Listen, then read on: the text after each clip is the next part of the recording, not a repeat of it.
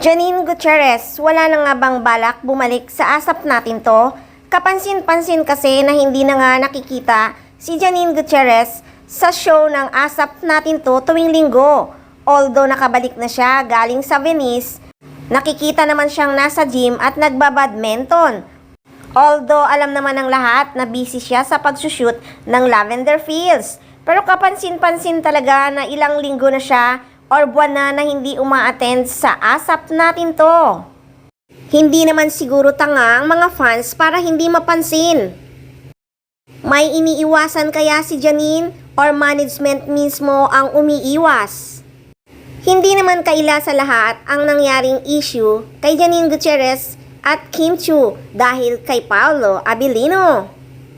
May kinalaman kaya ito kaya hindi na uma-attend si Janine Gutierrez tuwing linggo sa ASAP natin to? Sa bagay hindi talaga maiiwasan ang awkwardness ni Kim Chiu at ni Janine Gutierrez sa isa't isa. Kaya kung totohanan na talaga ang Ekonin at umami naman sila na getting to know each other sila at nakikita naman silang nagdi-date, ay siguradong nasaktan at na-hurt na si Janine Gutierrez sa flirting ng Kim Pao. Sa palagay niyo ba hindi na-hurt si Janine? Imposible naman kung hindi siya na-offend sa flirting ng Kim Pao sa mga show promo.